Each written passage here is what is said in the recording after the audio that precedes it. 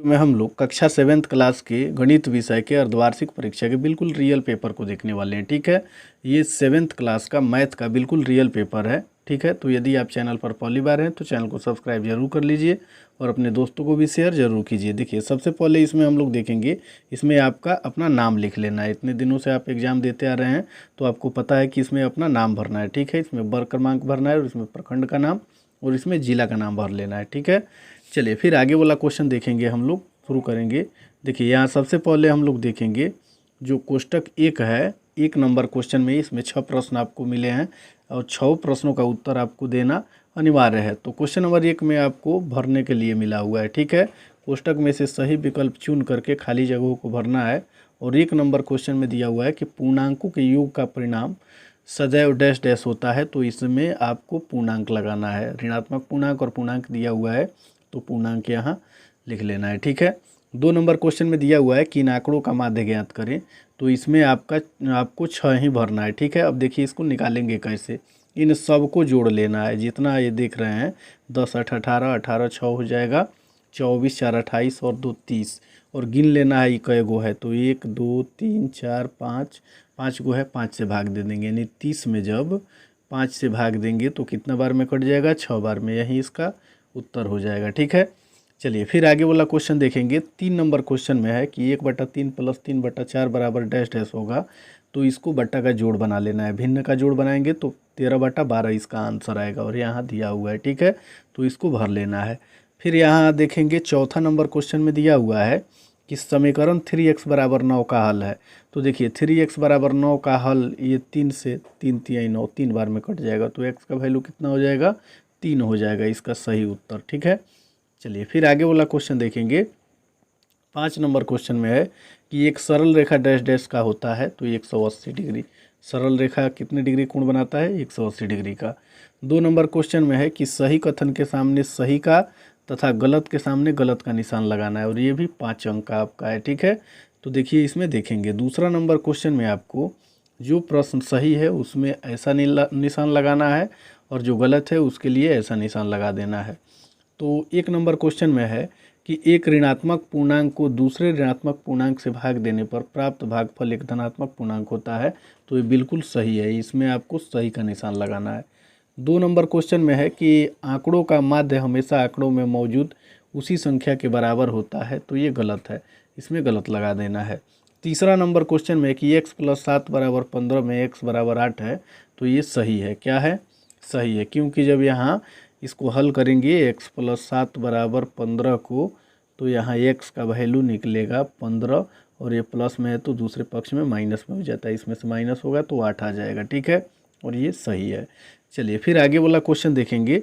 चौथा number question में दिया हुआ है कि इसको गुना करने के बराबर इतना है, तो गुना करके इसको चेक कीजिएगा तो ये इसके बराबर नहीं आएगा, ये क्या हो जाएगा, गलत हो जाएगा। ठीक है, चलिए फिर 5वां नंबर क्वेश्चन में है कि एक त्रिभुज जिसकी 2 भुजाओं की माप समान हो एक समबाहु त्रिभुज कहलाता है, समद्विबाहु त्रिभुज कहलाता है, तो ये सही है। इसमें क्या लगाना है, सही लगाना है। ठीक है, क्योंकि जब समद्विबाहु त्रिभुज बनाएंगे तो उसमें 2 भुजा जो होती है एक बराबर होती है और तीसरी भुजा बराबर नहीं होती है। तो इस क्वेश्चन में यही तो पूछा हुआ है कि एक त्रिभुज की 2 भुजाओं की माप, यानी 2 भुजाओं को माप दिया जाए तो समान हो। ठीक है, तो इस प्रकार के त्रिभुज को क्या कहते हैं, समद्विबाहु त्रिभुज, तो ये सही हो जाएगा।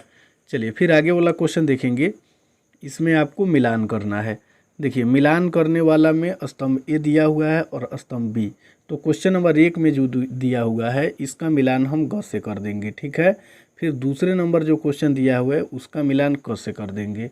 तीसरे नंबर क्वेश्चन का मिलान हो जाएगा यहाँ घ से, किससे, घ से, और चौथे नंबर का मिलान हो जाएगा अंग से, और 5वें नंबर का मिलान हो जाएगा ख से। चलिए फिर चौथा नंबर क्वेश्चन को देखेंगे। चौथा नंबर क्वेश्चन में दिया हुआ है और यहाँ एक 5वां भी है। ठीक है, चौथा नंबर क्वेश्चन में दिया हुआ है कि नीचे दिए गए प्रश्नों के उत्तर दीजिए। बहुत ही ईजी प्रश्न पूछा हुआ है, सभी क्वेश्चन आप लोग पढ़े होंगे। एक संख्या का 1/5 संख्या देता है, इस स्थिति के लिए एक समीकरण लिखिए, तो इसका हल करेंगे। देखिए, एक संख्या यानी संख्या पता नहीं है तो इसको x मान लिया गया है, यानी x का 1/5 बराबर x का 1/5 घंटा 4 बराबर 3, ठीक है। तो इसको जब हल करेंगे तो x का x ऐसे ही लिख देंगे, का मतलब होता है गुना, और 1/5 ऐसे ही लिख देंगे, ठीक है। और इसमें से 3 को क्या कर देना है, 4 को क्या कर देना है, घटा देना है। तो 4 को माइनस कर देंगे और कितना प्राप्त हो रहा है, 3। तो 3 यहाँ लिख देंगे, इसको हल कर देंगे, ठीक है। हल कीजिए, इसी रूप में लिख देना है, ठीक है। तो इसका सही उत्तर यही हो जाएगा, जैसे बोल रहा है वैसे ही इसको समीकरण के रूप में लिख देना है। चलिए फिर दूसरा नंबर क्वेश्चन में देखेंगे कि शैली अपने बगीचे में 4 छोटे पौधे एक पंक्ति में लगाती है। 2 क्रमागत छोटे पौधों के बीच की दूरी 3/4 मीटर है। प्रथम एवं अंतिम पौधे के बीच की दूरी ज्ञात करें। तो इसका उत्तर देखेंगे हम लोग कि प्रथम एवं अंतिम पौधे के बीच की दूरी 3 जोड़े लगातार पौधों के बीच की दूरी, ठीक है। यानी प्रथम जो है ये और ये अंतिम है। तो बोल रहा है कि 4 छोटे पौधे एक पंक्ति में लगाया जाता है। तो 1 2 3 4 पौधे हो गए। अब इसके बीच में कितनी दूरी दिख रही है, 3, यानी एक ये, एक 2 और ये 3 दिख रहा है। तो 3 से गुना कर देंगे, किस में, 3/4 में। तो 3/4 में गुना करेंगे तो 3 तिहाई कितना हो जाएगा, 9 बटा क्या हो जाएगा, 4, ठीक है। यही आपका आंसर हो जाएगा। चलिए फिर आगे वाला क्वेश्चन देखेंगे।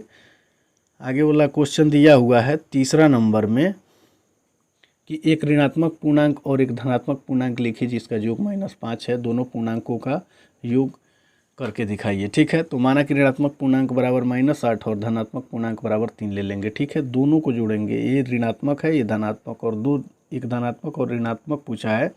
और अपने मन से कोई भी लिख सकते हैं, लेकिन उनको हल करने पर आपको आना चाहिए 5। तो माइनस और प्लस क्या होता है, माइनस। तो 8 में से 3 माइनस जाएगा तो कितना आएगा, 5। और कैसा 5, माइनस में 5 आएगा, क्योंकि ये दोनों में बड़ा 8 है तो इसके पहले वाला चिन्ह लगा देंगे।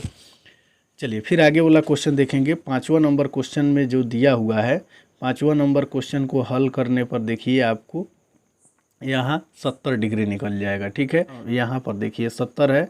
तो ये जब इसको और नीचे की तरफ रेखा को खींचेंगे तो ये दोनों रेखाएं समानांतर हो जाएगी, और ये तिर्यक रेखा है। तो समानांतर रेखा के संगत कोण कितने होते हैं, बराबर। तो ये भी 70 हो जाएगा। फिर इस लाइन को ऐसे अगर समानांतर लेते हैं तो यहाँ ये 70 डिग्री हो जाएगा, ठीक है, संगत कोण से। तो इसका सही उत्तर क्या हो जाएगा, DGC बराबर DEF बराबर कितना हो जाएगा, 70 डिग्री। चलिए फिर आगे वाला क्वेश्चन देखेंगे। 5वां नंबर क्वेश्चन में दिया हुआ है कि किसी समद्विबाहु त्रिभुज में आधार कोण बराबर होते हैं, शीर्ष कोण 40 डिग्री हो, तो उस त्रिभुज के आधार कोण का प्रतीक माप क्या होगी। तो इसको हल कर लेंगे हम लोग, ठीक है। लिखेंगे माना कि आधार कोण बराबर x, और त्रिभुज के तीनों कोणों को मिलाकर कितना होता है, 180 डिग्री। तो 2 कोण x और ये कितना है, 40, ठीक है। अब इन दोनों को जोड़ेंगे तो 2x हो जाएगा, और प्लस 40 बराबर 180, इसको ऐसे ही लिख देंगे। अब ये प्लस में 40 है तो बराबर के दूसरे पक्ष में माइनस हो जाएगा। तो 2x बराबर 180 माइनस 40। अब x बराबर इसमें से माइनस करेंगे 180 में से 40 तो 140, और ये 2 गुना में है तो बराबर के दूसरे पक्ष में बटा के नीचे चला जाता है। तो भाग देंगे 140 में 2 से, 70 डिग्री हो जाएगा, ठीक है। तो वीडियो पसंद आया तो वीडियो को लाइक ज़रूर कीजिए और चैनल को सब्सक्राइब करके अपने दोस्तों को भी शेयर ज़रूर कीजिए।